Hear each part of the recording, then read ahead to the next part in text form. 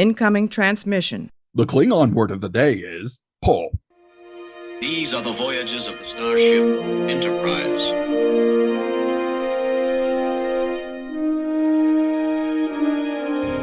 So, this is a huge victory for the good guys. Scotty, beam me up. Resistance is futile. Live long and prosper. To boldly go where no man has gone before.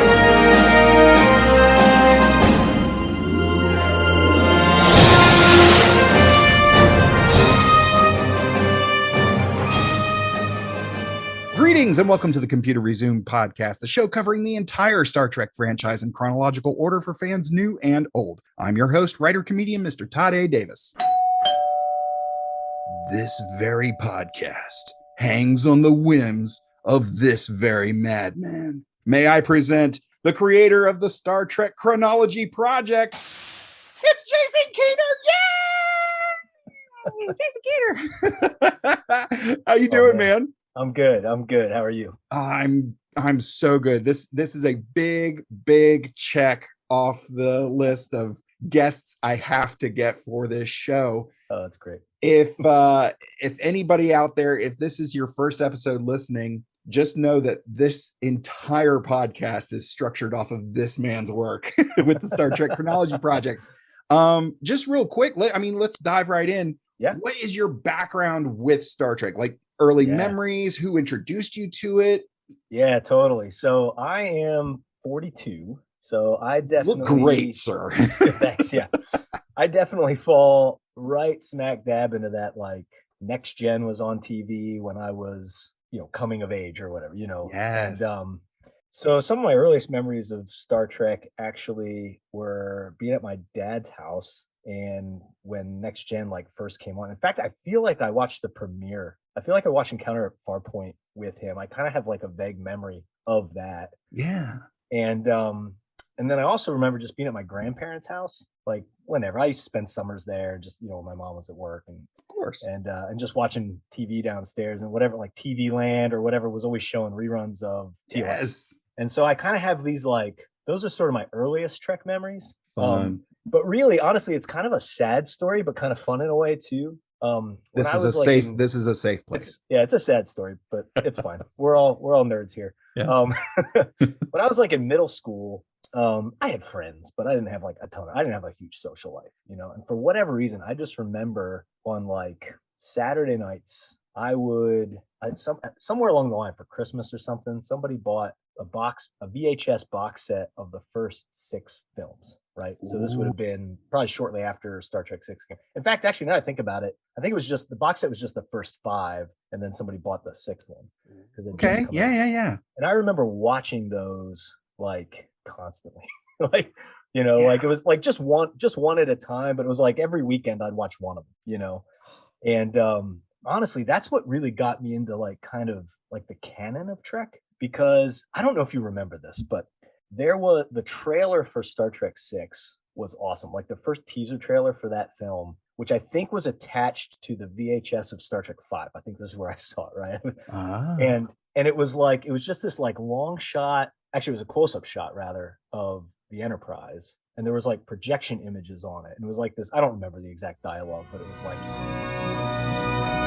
For 1/4 of a century, they have thrilled us with their adventures, amazed us with their discoveries, and inspired us with their courage.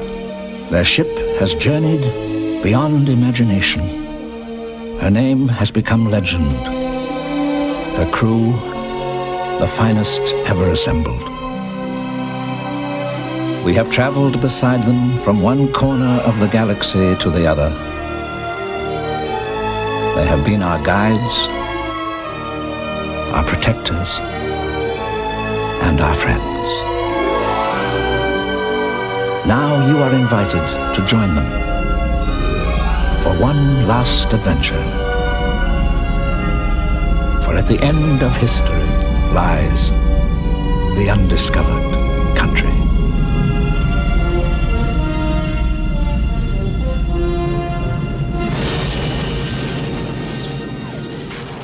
I'm getting goosebumps. For the reason I just remember that trailer and just being like, oh man, this is so great. Like it all ties back, like the series and the movies are all part of the same thing. And then Next Generation was on. And that was just kind of my introduction to like shared franchise canon too. Like that wasn't as much of a thing back then. Like now everything's a franchise, everything, the MCU and all that. Of course. Back then that was different. It was like, okay, these are two different shows, but they do take place in the same universe, right? This one's just like 85 years later or whatever. Yeah. And I just remember just being, for whatever reason, I was into that, and so I just kind of grew up with those characters, like Kirk, Spock,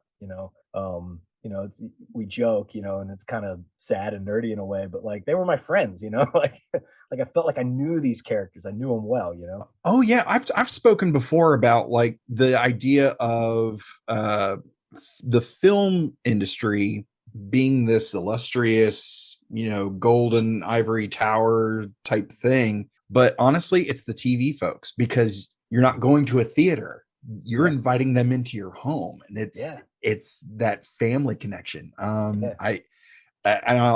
let you continue because this is very fascinating. But like, just as an example, like when my mother passed away when I was 19, and and it was it again just devastated me. It devastated the whole family. She was sick for a very short time, then gone. But one of the things I took solace in was that 70s show, because the characters of Red and Kitty were just like my parents. I mean, down to the hair, the clothes, everything. And so it was kind of like my parents were together again. And I totally see where you're coming from on that. Oh yeah. Yeah, and Red's a pretty prolific Star Trek actor too. Yes, he is also on the bucket list. Yes. Yeah. So that was kind of it. It's funny. So through high school, even it's like I had those 6. I would watch it on TV, right? I watched TNG, of course, every Tuesday night or whenever it was on. Yeah. Got into Deep Space Nine a little bit. I didn't watch Deep Space Nine as regularly. But then when I was in college, Voyager was on. And I remember my freshman year, I would go over to a buddy's house. I think it was one Wednesday nights. We'd go over there, we'd order a pizza, and that was like it. We'd watch Voyager every week. Nice. And it was funny because I had almost worn out those 6 VHS tapes. And so I got, right when I was going into college, I was like, man, I watch these all the time. Like I should get some more. And so I bought the other movies that had been out. So it was like Generations and First Contact, I think at that point. Maybe Insurrection had just come out. And then I bought again, this is VHS. I bought another box set of the 4 at the time pilot episodes. So it was like the TOS one had both the pilots, right? The Cage and Where No Man Has Gone Before. And then Encounter at Farpoint was its own VHS, and Emissary and Caretaker, right? And those are like mini movies in and of themselves, right? Because they're essentially telefilms, I think is the term. Yeah. So then I kind of expanded sort of my little like, oh good, now I can put these in the rotation. I'm not watching these 6 movies over and over again. Nice. And then I ended up buying like more VHSs, and I think till I stopped, I probably had, I don't know, maybe 50, but like individual episodes. You know what I miss about VHS? Not the quality. The quality was terrible. But it was fun, like seeing them on a shelf, it's like a library, and like each episode is like its own thing, Oh, yeah. You don't get that with DVD, and you don't get that with streaming at all. It's just, right. Yeah. It's just cool.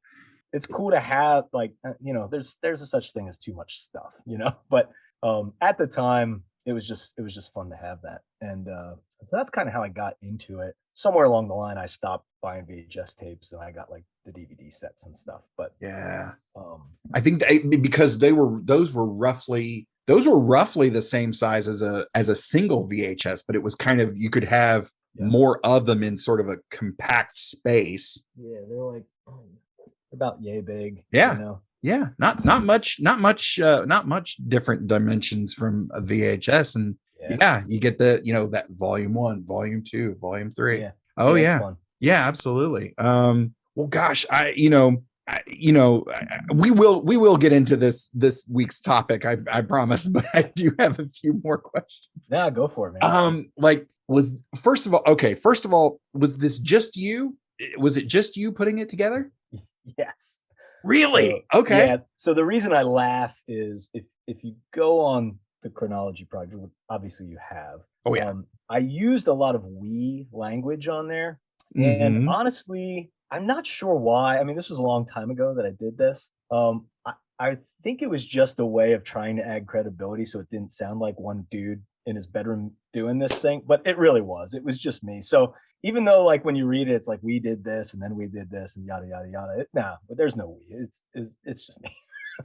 Hey, you know what? I do the same thing. Like, I mean, my wife, I just recently made my wife an executive producer of this show. Mhm. And I have a buddy of mine who does a lot of the like title cards and stuff that appear on Yeah. our Instagram.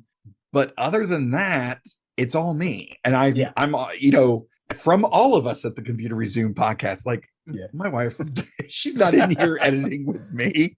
Yeah. But yeah, it does. It lends some credibility. I totally understand that. And Yeah.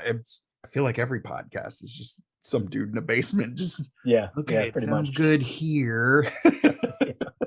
Yeah, exactly. So being that you are a fan of the franchise, or at least I assume you're a fan of the franchise as a whole. I mean, you did a whole list. Yep. What are your thoughts before we dive headfirst into today's topic? What are your thoughts on Enterprise? Enterprise seems to be kind of a decider for folks, you know, kind of like it's like tequila. You either can drink tequila or you can't. Jaeger, same thing.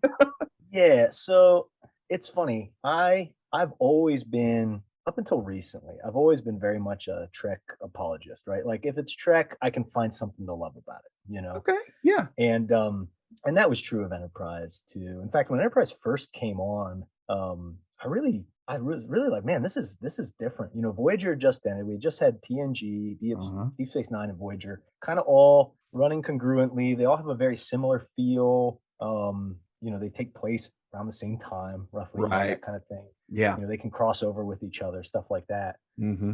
And then I remember Voyager, it was probably in its 7th season, and I saw the first ad for Enterprise. And it was like they used the calling song, Wherever You Will Go. It was like a modern pop song. It was like the background of this trailer. And I was just like, man, this is just different, you know? And so I remember watching the pilot, and I remember the things I was thinking of with the pilot was, one, why does the Klingon have forehead ridges, which is such a stupid thing. But of course, you know, stupid nerd canon. I'm like, wait a minute. Okay, this doesn't make sense. Yeah. Which of course they tried to answer to, you know, depending on who you ask, varying degrees of success later. Exactly. But then everything about it, like one of the things that everybody talks about with Enterprise is the theme song, right? And it's not good, right? It's not a good song. But at the time, it was so different that even that I was like, okay, man, they're really doing something different here, and I kind of liked it. Not the song itself, but I liked the idea of it, you know, and the visuals that went with it, the whole idea of like from early space travel up until, I was like, hey, this is kind of cool.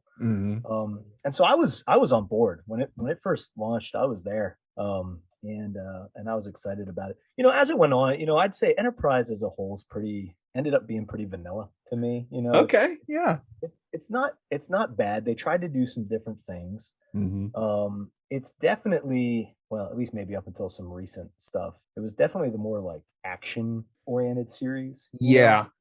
Where Trek has been traditionally more of a diplomatic, more thoughtful, you know, more cerebral. Mm-hmm. And Enterprise was, you know, just doing what was popular at the time and just leaning more into the action, which again, at first I really liked. And then after a while I was kind of like, I miss TNG. You know? Yeah. Well, it's funny because I'm trying to not repeat myself so many times on episodes, but you know, where Enterprise falls in terms of television history was kind of at the end, towards the end of the episodic trend, but it was right before the serialized trend came back into play. I always point to ABC's Lost as being the, you know, the main thing that sort of kicked that off. Yeah, that and 24, I'd say, are the ones that really. Yeah, absolutely. But because it kind of fell in the middle, it wasn't one or the other. Yeah. And they, you know, later seasons, now we're in season 3. Mm-hmm. And, you know, as we're going through season 3 into season 4, we're seeing more 2 and 3 episode arcs. Yeah. within an overarching story of the Zindi and the Yeah. temporal Cold War and stuff like that. And we're seeing, the nice thing is we're seeing some relationships being built, obviously, between Archer and Commander Shran, with the Andorians. And obviously he's done some relationship building, maybe some relationship destroying with the Klingons. But yeah, this is a really interesting series amongst everything else in the franchise, because it kind of even though it's technically the end of the TNG era, it kind of stands alone. Yeah, it is different. And I've spoken also that not everything has aged well. There are some things that are definitely problematic. Some treatment of women. Characters, yeah, absolutely. Yeah. There's some cringy stuff, to be sure. But yeah, what was you? When was before I forced you to sit down and watch this episode, when was the last time you watched Enterprise of your own free will? Not that long ago. So I've been listening along to you had Wes Teasdale on before from the Penske File, and I've been a fan of their podcast for a number of years now, and I don't always watch along because I've seen some of this stuff so many times that it's kind of pointless. I almost have them just in my head. Burned into your synapses. Yeah. But when they started season 3, which was a year ago now, maybe something like that. I hadn't seen the Zindi arc in a while, and I was like, I'm gonna watch this, because actually I remembered really liking it when it was first on. And it's interesting you talk about that serialization, because that's the thing I remembered liking about it. Was I feel like, so this has nothing to do with the writing quality, because I think that's hit or miss throughout the season. And probably more miss than hit. But shows today really took that Lost formula and just ran with it. Like everything serialized, even newer Trek stuff. Like I don't want to bash on Discovery too much, but you can't. I have a hard time thinking of an episode of Star Trek Discovery and being like, oh yeah, that's the one where. I think there's 2 that I could do that with. Yeah. Right. Yeah. Probably the one with Harry Mudd in the first season, of course. Magic. Yeah, and then the New Eden episode in the second season. Other than that, they all just run together from it, Yeah. And I feel that way a lot about serialized stuff. Not that I don't like serialized storytelling. Some of these newer shows on TV are actually great. But what I remembered Enterprise doing well, and I still think they did this fairly well as a whole, was that they had a season-long arc. So it was serialized, but within that, they were still able to tell individual stories. So you could still say, oh, that's like this episode, right? That's the zombie one or whatever. Right. Yeah. The episodes still have their own identity, even though they're part of a larger arc. And I feel like that's something that I'd like to see come back to TV. And some shows do it. I feel like some of the DC shows and stuff are able to do that. But for the most part, it's like the episodes lose their identity kind of in the sea of the serialized arc. Right. That it is definitely the flip side to the coin of a serialized narrative where, you can't pinpoint one particular episode. It's not, you can't really sit and, if you're staying home sick from school, you can't really sit and watch an episode of Discovery. You can do that with TNG, TOS, Deep Space Nine, Voyager.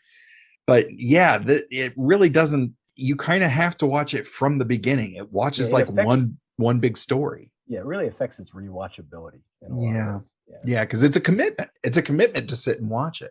I think now, from what I understand, Strange New Worlds, coming soon to Paramount Plus, I've heard that they are sort of going to re-embrace the episodic nature of the show as it originally was, which it's funny. I talk to people online on Discord or whatever, and I'm part of some communities where, for the most part, none of us are really big fans of Discovery, and even Picard to a degree.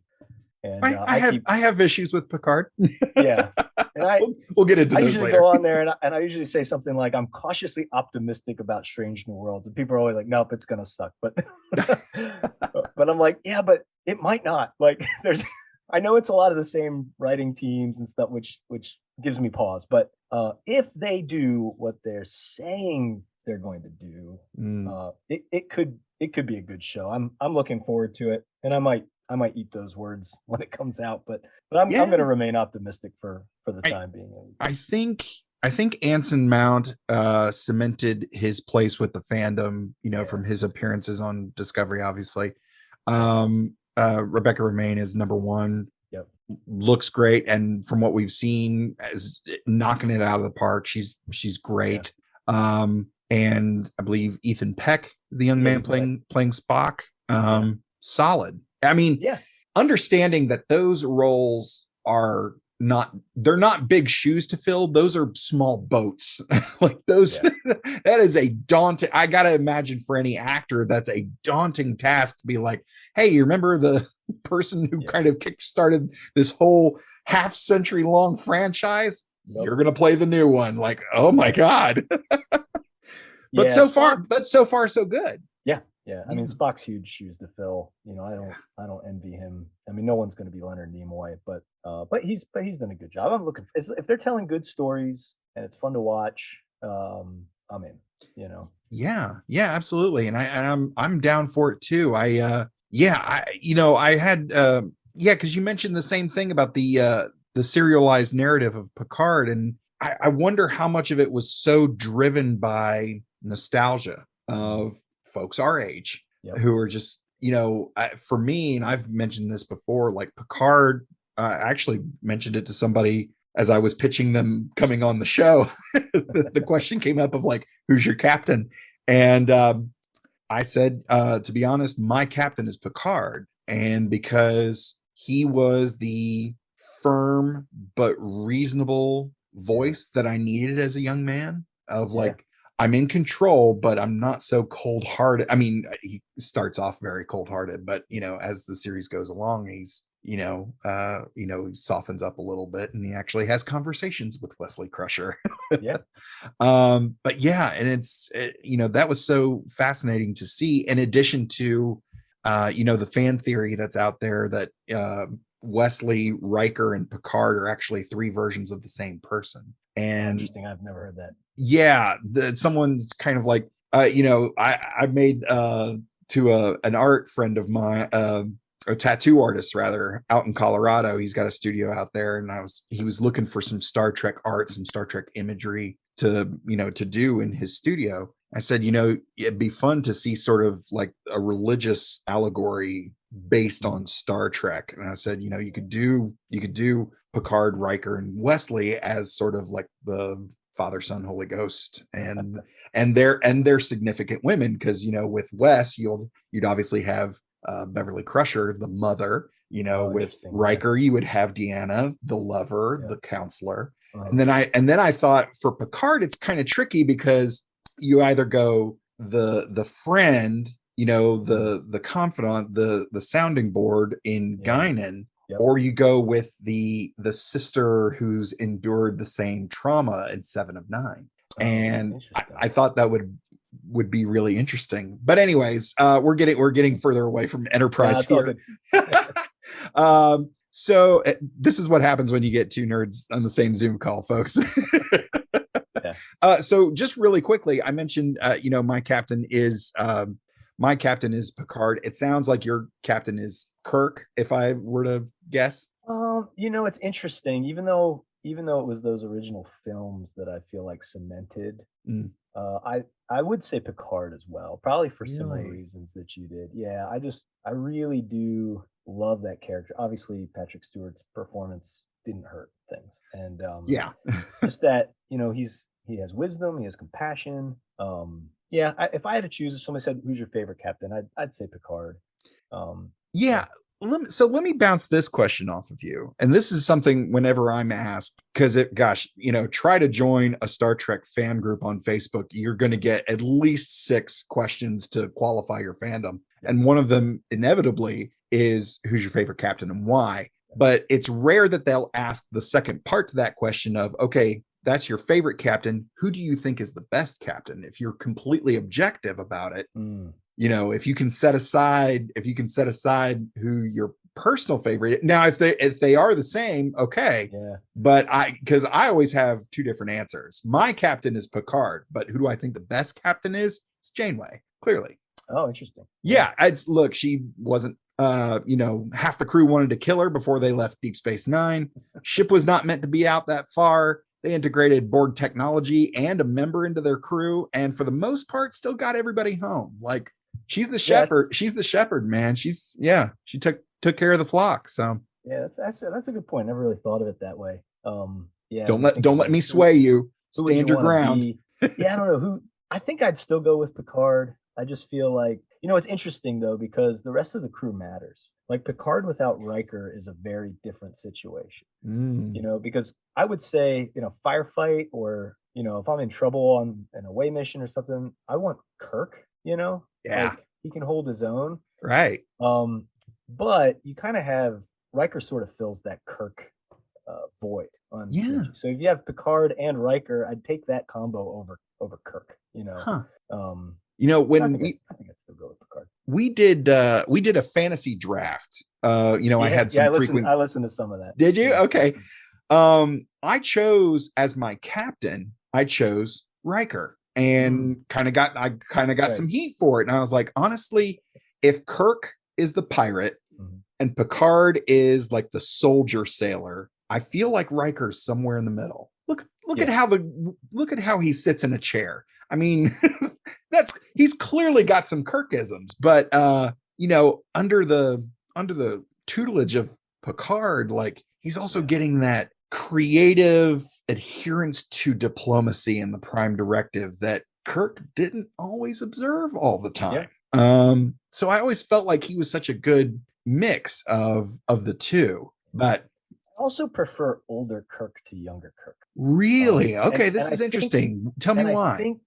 Honestly, I think that might be less objective and more just comes down to the nostalgia thing, right? I just love the way he relates to Bones, the way he relates to Spock and stuff in the films. They just have that chemistry that they had in the original series too, but it's just really cemented. It's funny. I've always been a bit of an apologist for Star Trek V. I know people hate Star Trek V, and I've always said, yes, it has its problems. I don't think it's as bad as people say in general, but the scenes, like the campfire scenes and stuff, the interaction between Kirk, Spock, and McCoy in that movie is probably better than any other time that the three of them have been together. You're not wrong. The chemistry that they have, and that alone makes that movie worthwhile for me. Yeah.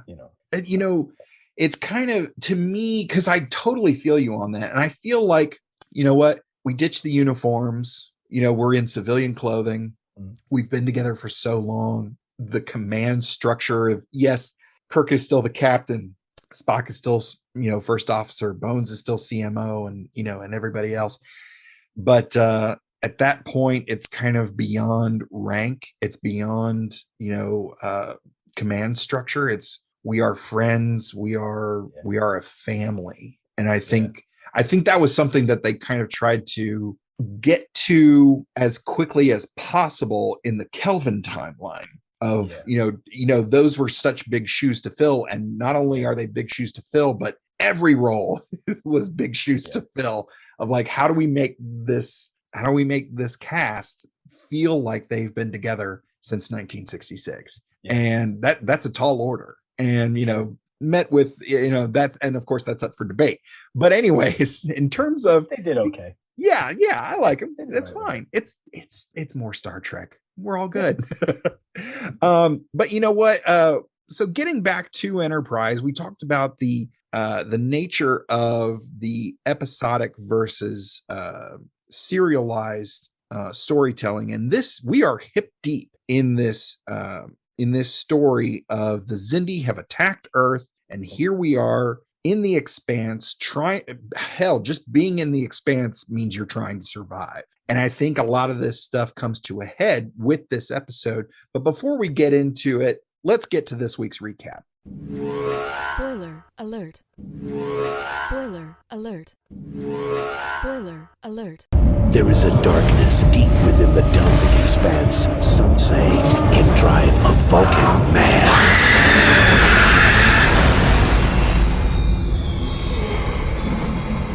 Archer carries T'Pol into sickbay, where he and Doc Phlox strap her to a bed. This is the mega genius equivalent of dying on the toilet. She awakens and threatens to kill Archer, and Phlox sedates her. Oh, yeah! A day earlier, Enterprise received a distress call from the Vulcan cruiser Saleya and found the ship adrift in an asteroid belt rich in beryllium ore. Archer decides to send in a space bus as Enterprise is too big to maneuver among the asteroids. En route, T'Pol informs the other members of the away team that the Vankara had been sent into the expanse to find the Saleya, but the crew began to attack one another and the ship was destroyed. Meanwhile, Trip and Travis decide to mine some beryllium ore from an asteroid. Reed, T'Pol, and Archer board the Saleya and are attacked by zombie-like Vulcans. Soon, T'Pol begins to show the same effects as seen in the other Vulcans. Archer and the away team fight their way to the Saleya's engineering section, where they attempt to reroute the bulkhead controls on the ship so they can get back to their space bus. They discuss a general override, which would unlock the bulkheads, but also shut down the containment on the warp core, and T'Pol accuses Archer of wanting to kill all the Vulcans. Trip and Travis retrieve the ore, but their space bus is damaged in the process. After they return to Enterprise, they begin repairs. meanwhile, The Vulcan crew begin to gas engineering, And so on. forcing Reed to activate the override. Archer's away team head back to the space bus and arrive moments before the Saleya is due to explode, but find the docking clamps are locked. Trip and Travis then arrive on the second space bus, shoot out the clamps, and bounce as the Saleya is destroyed. Farewell, Solenia.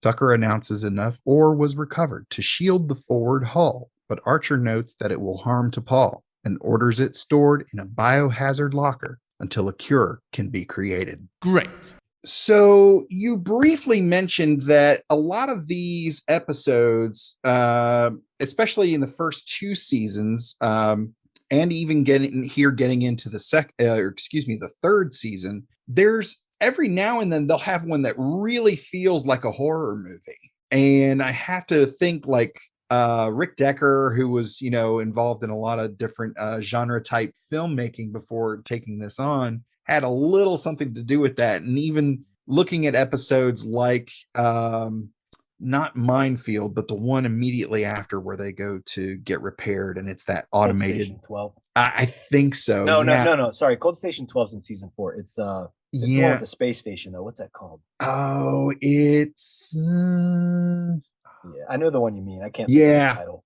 Yeah, I can't think of it either. Yeah, that is a creepy episode. Yeah, it's really, really creepy. And I think that's some of that stuff is so fun, to sort of mix genres.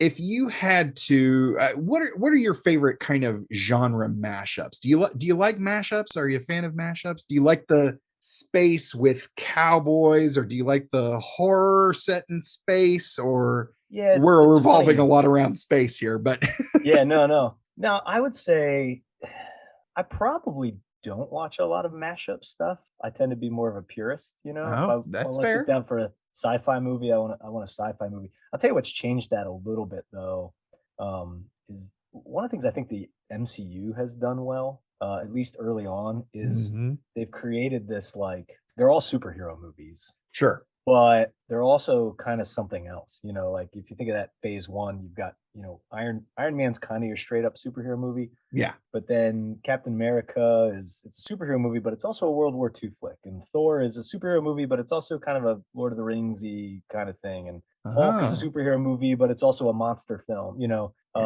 And I think they do. I like stuff like that. I like when that's done well, and I think for the most part those are done well. But I'm struggling to think of any like straight up mashup stuff that I get into. Well, when we discussed the Firefly pilot, I was, because a lot of people think, space Western, they think Western, sure. They think Star Wars. And I'm like, yeah, and that's kind of coming into fruition a little bit more now with stuff like Mandalorian and Book of Boba Fett for sure.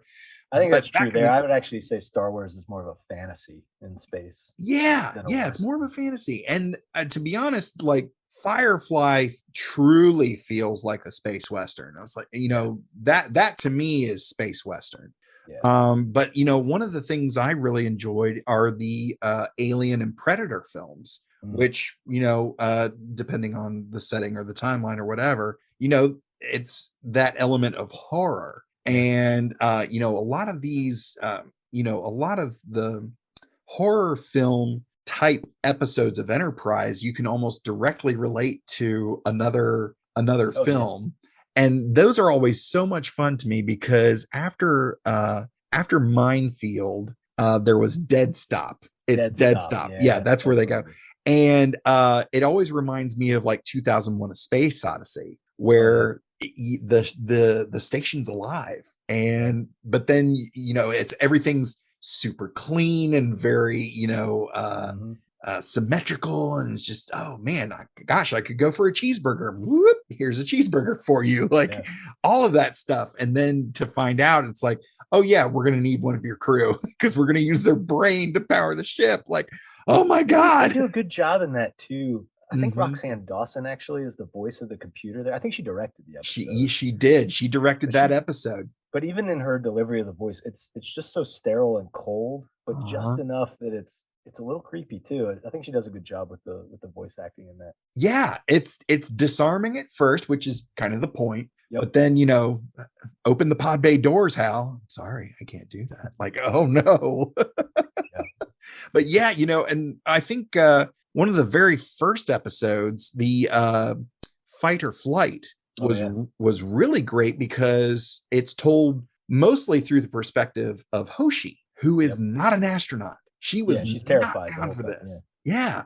And it's kind of, hey, I'm here to translate. Oh yeah, that's what we need you to do on this away mission, is we need you to go in and read the things on the wall so we know where we're going, what we're doing. Okay, what's in this room? Oh, just a bunch of dead bodies hanging from the ceiling. Oh yeah. Oh man. I do think Enterprise does that horror genre probably better than any of the other Treks have. Yeah, I think so. It's funny, as I was watching, I watched this episode again 2 nights ago just to prepare for this. It's been a little while since I've seen it. And there's a lot of parallels actually between this and TNG's Genesis. Ooh, okay.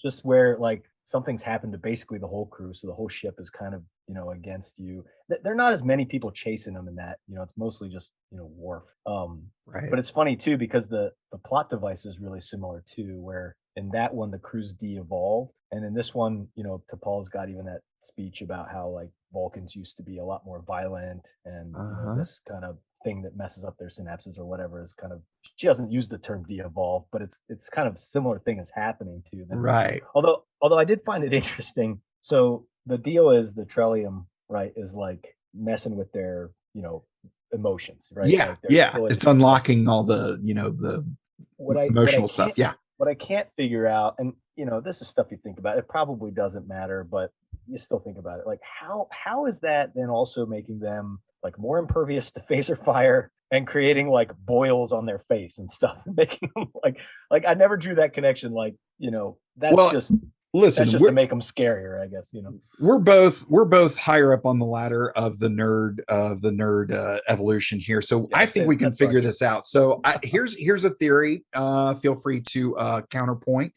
I think the radiation released from the ore is kind of like red kryptonite, and sort of is sort of unlocking things at the same time, kind of mashed with like they're unlocking things from their childhood and unlocking those emotions in addition to like the childlike nature. And so the things on their face is basically like all the pent up acne just coming out at once. And impervious to phaser fire, it's getting their rage up.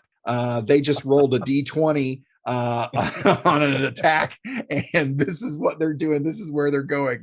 Hyper adrenaline. Yeah. Hey, that's good. That's as good an explanation as any. Let me ask you this though. Yeah. Are the Vulcan zombies, quote unquote zombies, in this? Are they scary? Do you find them scary?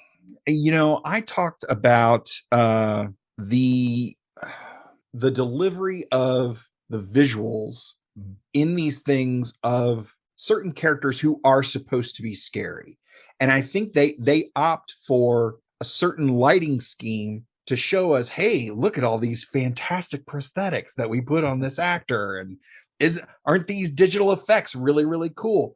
But if you look at stuff like X-Files, how many different scenes in X-Files were these figures sitting in shadow, like, oh yeah, and you can't see them. You might be able to hear them speak, but at most, maybe you get a silhouette of something like that. I go back to the Spielberg formula. It's all, you don't have to show the shark. Like, just imply what the shark is, and the size and the ferocity and all that stuff. We'll be terrified. Like, it's Star Trek. We're already on board. But if you want to sell us on this particular person or this particular alien race or this particular creature, whatever it is supposed to be scary, don't show us. Tell us in a roundabout way. Now, that's kind of hard to accomplish in 44 minutes. Sure. Yeah. But I'm a big fan of less is more. Yeah. When I was watching this, I was thinking, what is it that makes, because obviously there's supposed to be, zombies, right? That's right. That's kind of the genre they're going for here, right? This is a zombie episode. I was thinking, what is it that makes, at least to me, what is it that makes zombies terrifying? Because I do find zombies fairly terrifying. Oh, yeah. I actually can't. I watched like the first 3 episodes of The Walking Dead when it first came out. And the night after I watched the 3rd episode, I had a dream that my cousin showed up as a zombie and I had to murder him with a pickaxe. Oh my God. And I woke up. It was just so disturbing. And I woke up and I was like, yeah, I'm not watching that show anymore. I can't do that. Just to show you all the Walking Dead traits here. Yeah. But see, to me, one thing that makes these zombies, I do think makes them a little scary is they're smart, right? Like they're using phasers and stuff. Yeah. So that gives them a little bit of edge up. Like zombies are usually mindless, and if you have smart zombies, it's kind of like, ooh, man, that's rough. Yeah. But at the same time, I think for me, the thing that really makes zombies terrifying is not that they're going to kill you, but that they're going to turn you into one of them, right? That loss of, not to get too deep, but that like loss of self, and that like they're going to eat your brains or whatever, and you're going to become one. And this doesn't have that, right? They're just trying to, if they catch them, they're going to kill them, but they're not going to, well, maybe to Paul, but that's different. You're not going to turn into one of them. Yeah. And so I kind of watched this thinking like, they're just not as scary as regular zombies to me. I know what they're going for, but just it loses something there. I think, in looking at, because I'm on another show, Cinema Shock, where we do genre film history is our thing on that show. And we started with the first series that we did focused on the collaborations between George Romero and Tom Savini. And in looking, and I really enjoy zombie movies. I mean, like I said, I just pointed out, like I got all the Walking Dead traits up here. I do enjoy zombie movies, but I kind of I enjoy sort of the breaking down of like, okay, what's scarier, like a George Romero shuffling zombie, or like a 28 days later it sees you and starts sprinting at you and World War Z, those things were fast. Yeah. And look, as a chubby kid who had a hard time doing the mile in 6th grade, like a sprinting zombie who could conceivably just run forever, that's horrifying to me. But I do see what you're saying about like they bite you, they turn you, like that human spark goes out and is replaced with something darker. And that's why the Borg are terrifying. Yeah. I think they're a better analog to traditional zombies than what they're doing in this episode. Oh yeah. And it's kind of, and and not only that, but they're so cold about it, of like, we're not going to take all of you, but we're going to add your technological and biological distinctiveness to our own. So we are going to dissect you and just take what we like, which is akin to, we're going to eat you. What we don't like will probably just get tossed away or whatever. Oh man. Yeah. That's fun. That's it's definitely terrifying.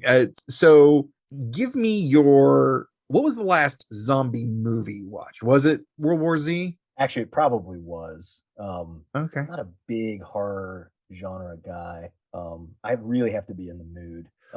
Okay, so actually, World War Z was probably the last one, and that was probably a couple years ago. I haven't really seen any of the more recent zombie stuff. So let's take all of Star Trek and set it aside for just a second. as someone who is thoughtful and very analytical about their sci-fi, if you had to give me a top 5 or a top 3 sci-fi movies, again outside of Star Trek, would you go more action? Would you lean heavier towards action, or maybe more towards the science-y type stuff? Or I like first contacty kind of movies. Okay. You know, Yeah. Independence Day. Independence Day is fun. Okay. But even stuff that's a little more thoughtful, like Contact, that old Jodie Foster movie. Yes. That was interesting. McConaughey. You got McConaughey as a surfer priest. Oh yeah.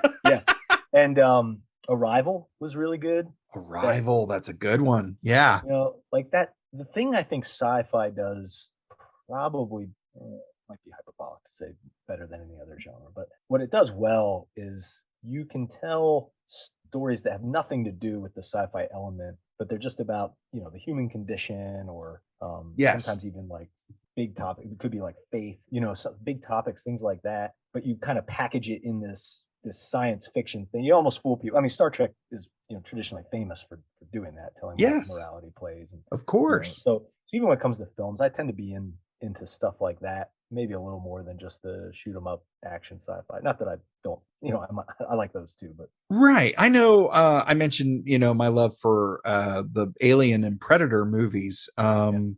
And I, you know, despite what my co-hosts on Cinema Shock would say, I actually do like horror movies. But to be honest, like when I think of sci-fi, part of what I really enjoy is one person trying to figure out the answer to the problem. Stuff like Moon with Sam Rockwell, of like, he is presented with this thing and he's got to try to figure it out. I Am Legend, which is, you know, it's sci-fi leaning towards horror, but you know, it's single dude. It's one guy just trying to figure it out.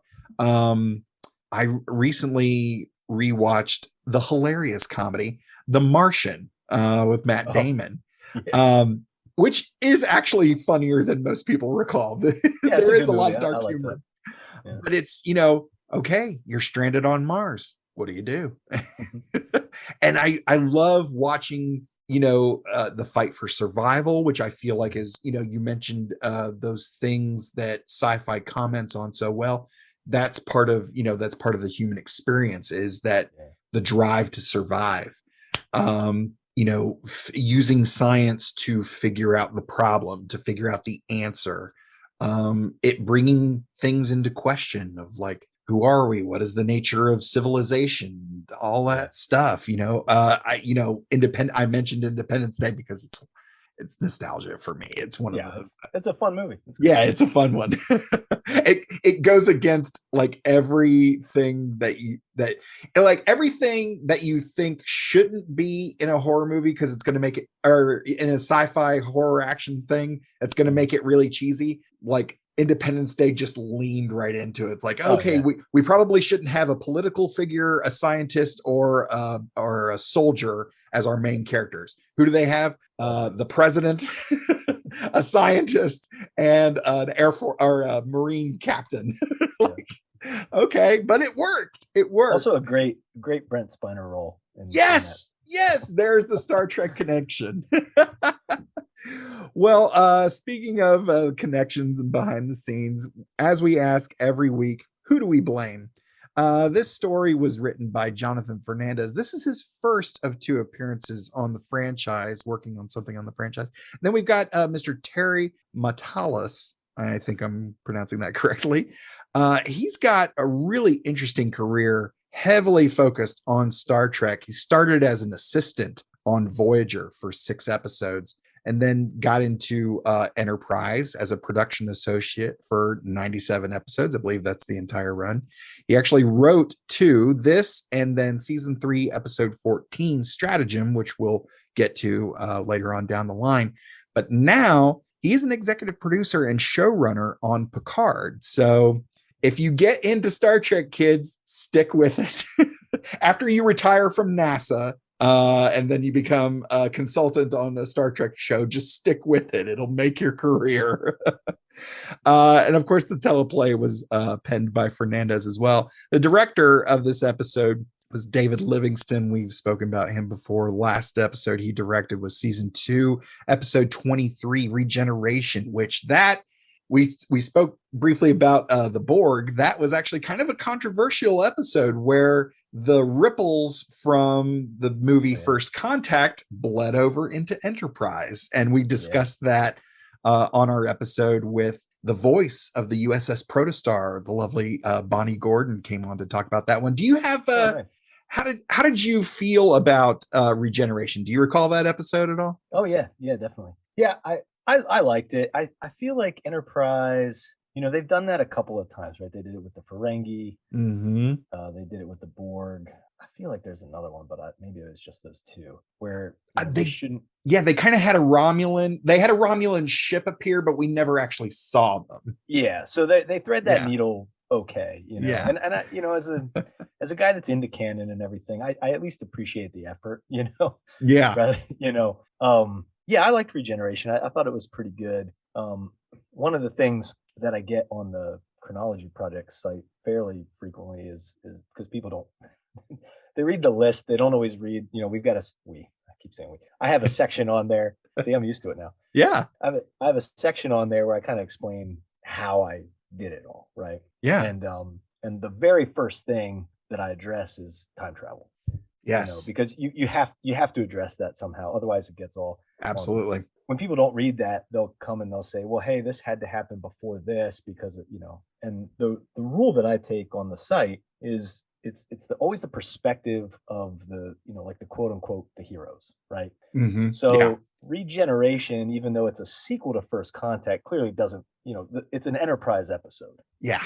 And so you're not looking at that from the point of view of Picard and all that. You're looking at it from the point of view of Archer and all that. So it's a little strange that they encounter the Borg and they don't retain anything, so that 200 years later there's no like exactly. wait, that's a little strange, but I can overlook that. It's not that bad, but it's a good. I remember it being a fun episode. It's been a while since I've watched it. Yeah. I know the discussion I had with Bonnie Gordon on the show was, it was interesting to see Archer take the stance of like, all right, we're going to try to rescue him. That's not work. Fire torpedoes. Yeah. Wow, that was quick. This escalated very quickly. Yeah. So final thoughts here about Enterprise, this episode in particular, your experience here on the show. Yeah. Sure. Yeah. No, this has been fun. It's fun just talking Trek.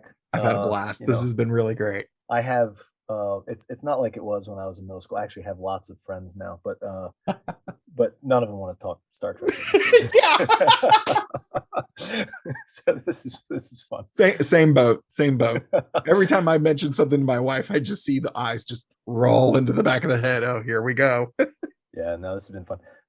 Yeah, as far as the episode and Star Trek, it's funny. One thing I was thinking as I was watching this, and it ties into the episode. I was going to ask you your thoughts on it. There's that scene, they go in, they find the Saleya, yada yada yada. They're in the shuttlecraft. T'Pol's talking about how she knows these people. She served on this ship for a year prior. Yeah. And for some reason that got me thinking, like, has Star Trek as a whole, as the series have gone on throughout the decades, do you feel like, and I'm kind of leading the question here, but I feel like the universe keeps getting smaller, right? So like, I think of TOS, the ship's out there, there's like nothing, right? It's like they could run into anything. They feel very isolated, very out. It's this huge universe where anything can happen. Then you get to TNG and it's very similar, but they're also like stopping at star bases more often. They're meeting up with other Federation ships, and it's like, okay, I mean, they're out there, but they're not out there. Yeah. Then you kind of get the Deep Space Nine, where they're kind of like, the stuff happening there feels like sort of the epicenter of everything that's happening in the galaxy. Of course. Yeah. It's the space mall. Yeah. And that's kind of like, that's just the way the shows are structured. But then I was thinking this, I was like, okay, so what are the odds that the one Vulcan on the ship, on the show, and they run into this ship, they're in this expanse that's supposed to be this unexplored place nobody's ever been. And she's like, oh yeah, hey, I know all these people. It just feels small. And then I think it gets worse as it goes on, honestly, when you think of like shows, and again, not to bash on it, but like Discovery, where you kind of have one character who's sort of responsible for everything that happens in the universe in some ways, Yeah. Michael Burnham, she starts the Klingon War, she ends the Klingon War, she's the Red Angel, all this. And I just feel like, does the universe keep getting smaller and smaller as Star Trek goes on? And that's a writing problem, I don't know. I can't say I disagree. I don't know that I'd ever really sat and thought about that, but here are my thoughts on that. I feel that much like, the discovery and exploration of this very planet, Earth, that we are on right now, depending on when you're listening to this podcast, it might be, eons in the future. But, we found out just how small it really is. And that was one of the things, from First Contact, when Zephyr Cochrane, with Riker and Geordi behind him, they get out there and he turns the ship around. He goes, "Is that Earth?" And they're like, "Yeah, that's it." And he's like, "It's so small." Yeah. And then as we start to explore all this stuff, throughout the series, oh man, we're encountering these blue people with antennas and the green people, and they dance and it makes me feel things. And we're talking about people who can read minds, and these people, half their face is black, the other half is white, and I don't know what's going on there. And there's Abraham Lincoln, and like we're finding all kinds of stuff. But as we continue to branch out, we're finding that it's as the technology gets better with the ships, it's kind of like, oh yeah, they're just right over there, or it is all this very interconnected thing. And I think maybe some of the writing is falling victim to a little bit of nostalgia of like, hey, you know what my favorite alien race is? The Andorians, so I'm going to write an Andorian story. I think the best thing that Discovery has done is go 1,000 years in the future, because now their reach is wider. And we're also seeing the president of the Federation, who clearly has some Cardassian in the background. Like every now and then, through TOS and the TNG era, we were seeing, it was rare to see like, oh, this person is half Klingon, or, in the case of Simon Tarsus, my grandfather was Romulan, or something along those lines.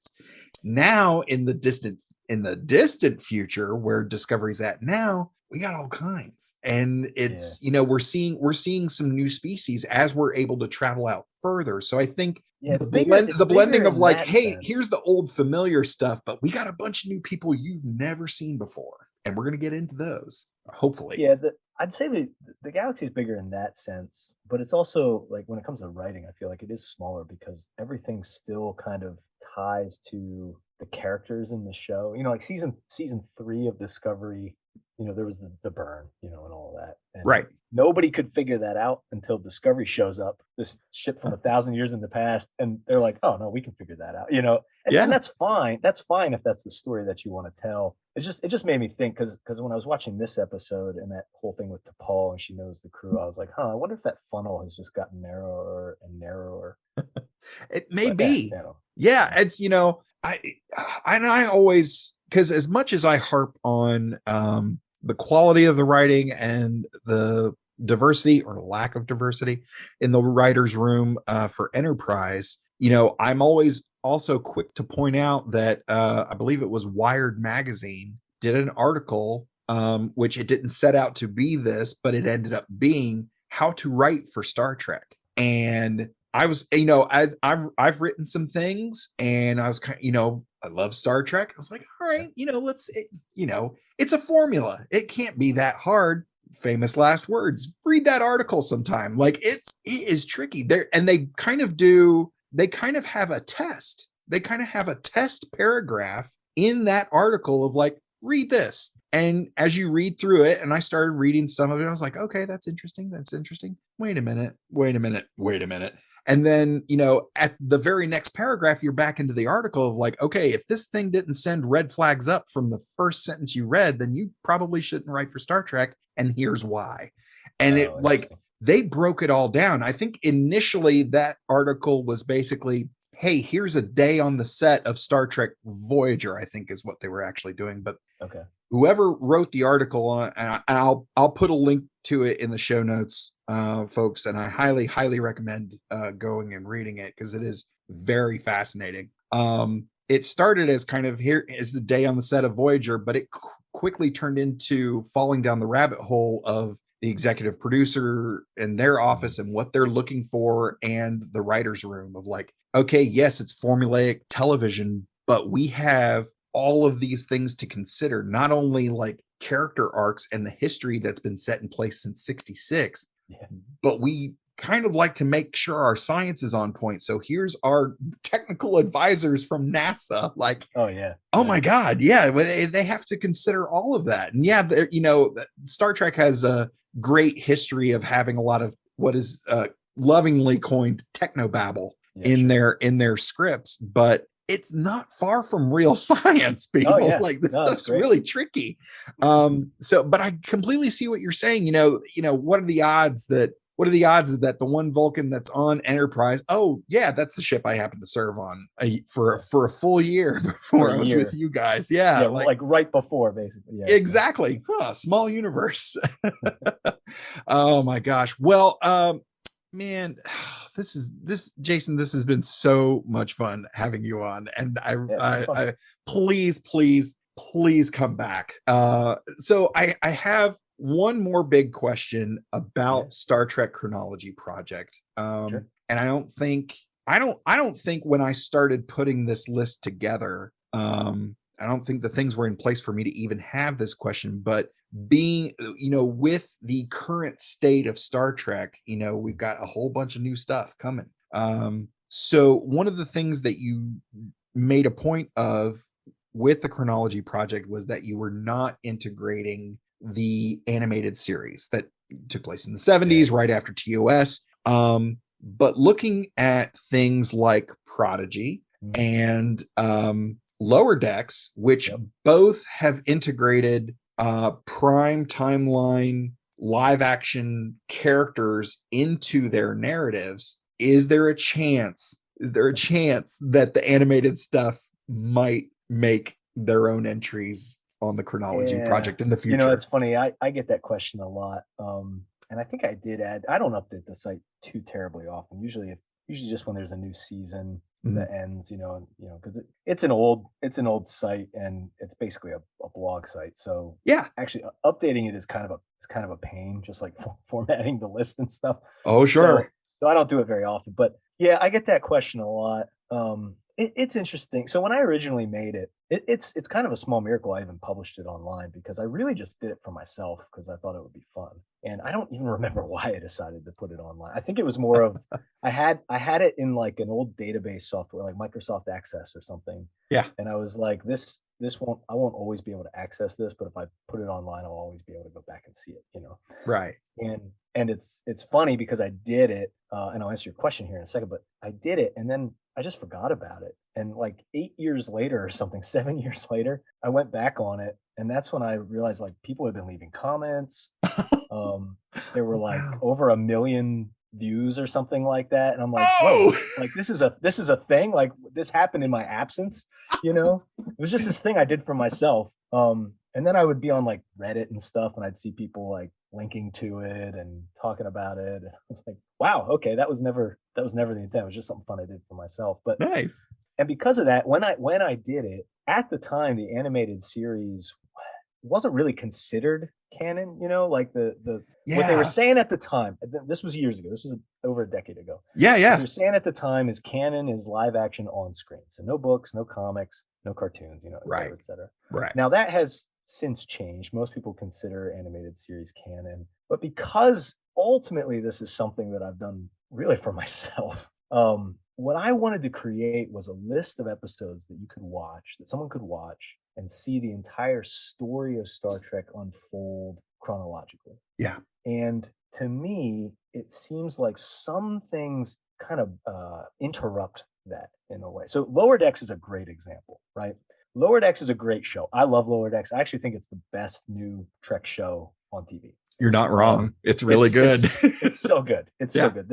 They tell succinct stories. It's funny. You know, as a Star Trek fan, the references are hilarious most of the time. Oh yeah. You know, but if I'm watching, I think it's a really good example though too of what I'm talking about, where if I'm watching this all unfold and I watch Nemesis, and the next thing after Nemesis that I watch, because that's probably about where it fits, the next thing after Nemesis that I watch is Lower Decks. The tone is so different. Very. That even though I know, even though I know the powers that be are saying, yes, this is the same universe. You watch Riker in TNG or anything else he's in, and then you see the Riker in Lower Decks is clearly a caricature of Riker. And so the tone bugs me a little bit, right? So that's why I've kind of kept it to live action. Now, what I did do a little while back is I tried to find a happy medium because I do get this comment a lot on the site.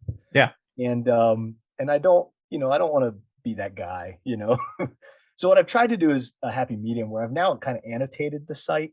And so I have some things like, if you're looking at the page or whatever, on the right-hand side. So I have where the animated series kind of exists. Like I don't have them all individual, but it's like, here's where it goes. Yep. I did the same for Lower Decks actually.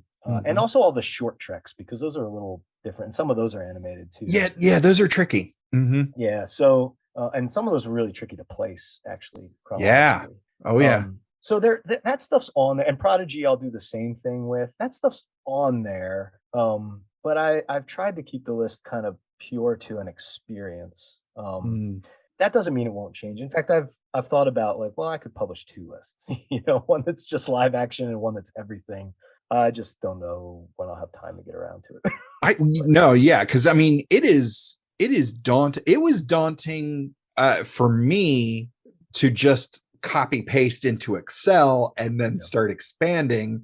Because for the listeners, I have Jason's list, but I've included the writers, the directors, the premiere date, all kinds of stuff. Yeah, it's quite the spreadsheet. It's quite lengthy. But yeah, it is daunting. And one of the things that I've encountered when people are maybe not as familiar with Star Trek is like, hey, you know what? I want to get into Star Trek. Where do I start? And it's kind of like, whoa, okay. So I've thought about basically taking the chronology and whittling it down to the essential viewing. Interesting, yeah. And that's tricky too, because you kind of see if this rings true for you. To do an essential watch list, you kind of have to do it in reverse. You kind of have to start at the end and be like, okay, well, they're referencing this, so I got to have that. Okay, the episode before references this thing, so I got to make sure I have that. So now I have these 2, this one and this one.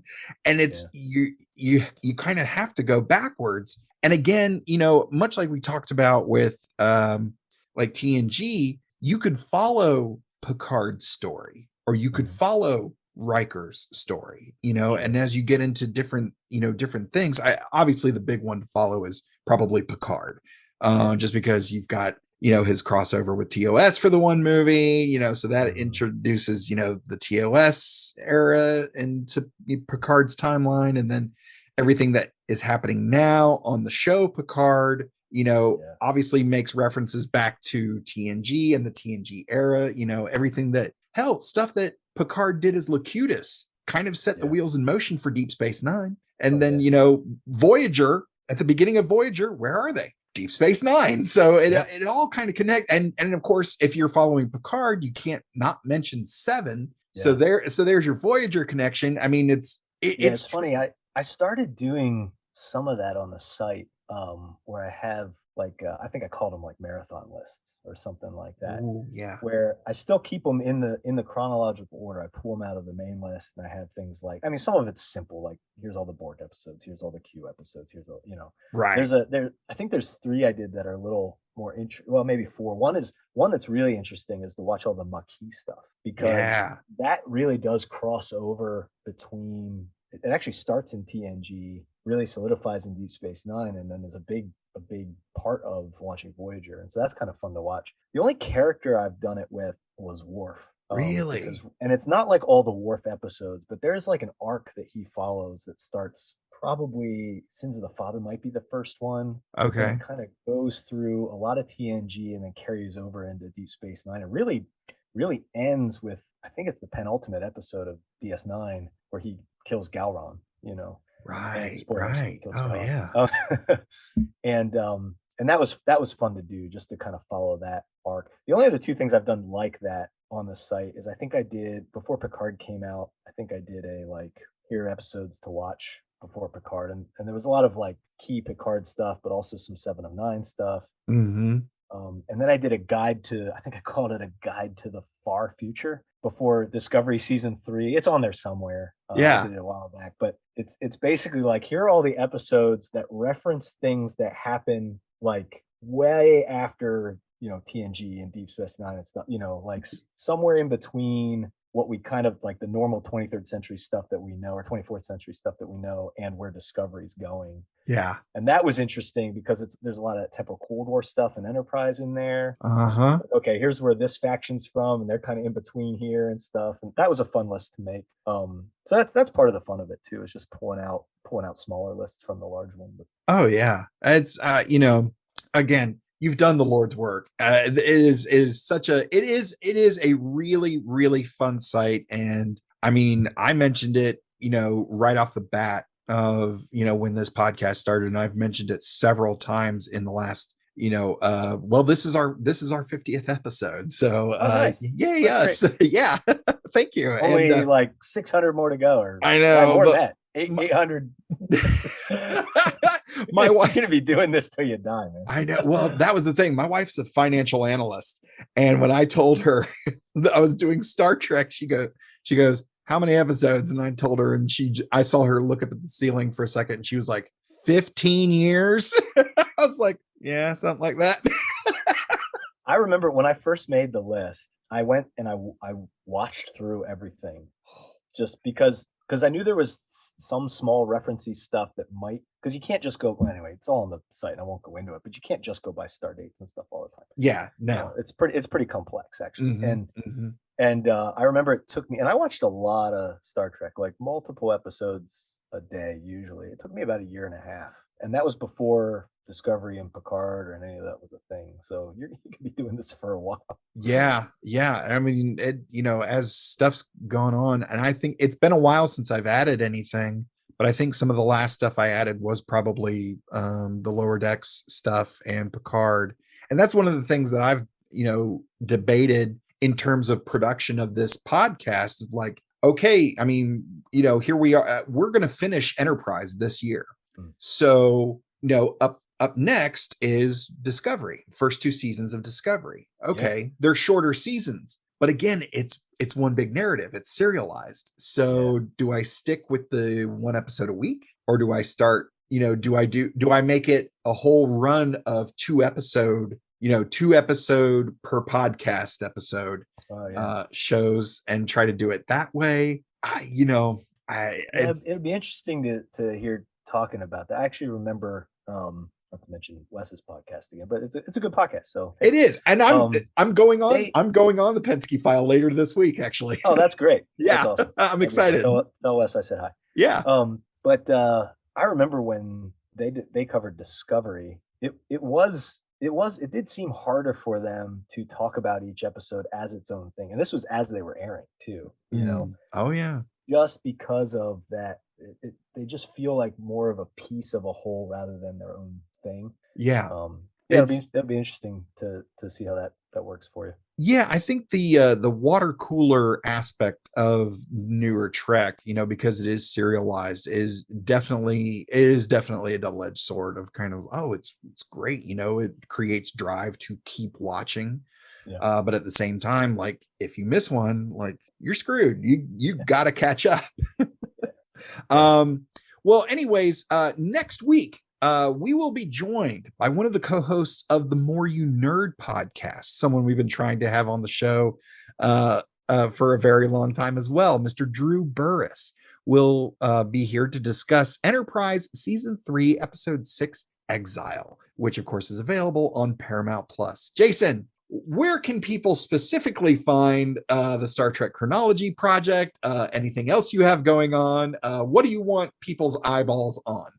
Yeah, I don't have a huge internet presence, to be honest. The Chronology Project, like I said, it's a thing I made, and it's kind of taken on a life of its own, and I do my best to update it, when I can. But you can find that at the Star Trek Chronology Project.blogspot.com, and everything's on there. Those lists I mentioned, all that. I'll probably be adding Discovery Season 3 pretty soon once it wraps up, and probably an annotation for Prodigy, because people do want that, and try to give people what they want at least a little bit.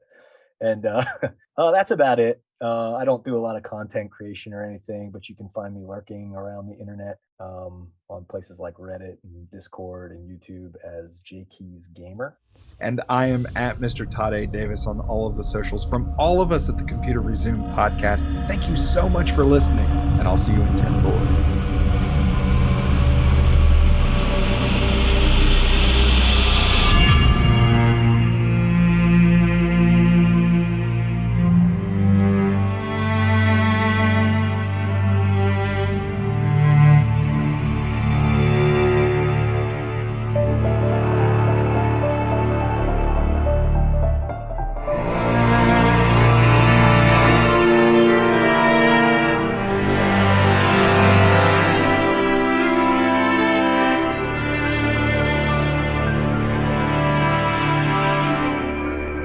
Us on Patreon and like, rate, review, and share on all your favorite platforms. Feel free to send us your subspace transmissions to computerresumepodcast@gmail.com or at Computer Resume on Facebook, Twitter, Instagram, and TikTok. The Computer Resume podcast was created and produced by Mr. Todd A. Davis. Our logo was designed by Will Martin and Justin Bishop. The opening theme was produced by Justin Bishop, and our outro music was provided with permission by Dronode. Additional music was provided by Mr. Todd A. Davis and Gary Horn, and the voice of Computer Resume podcast and executive producer, me, Kat Davis. # LLAP. We'll see you next time. Going through a Star Trek. We're doing Star Trek stuff in space. We probably got some phasers and shuttle pods, and we're gonna find a brand new race. How's that for a slice of fried gold?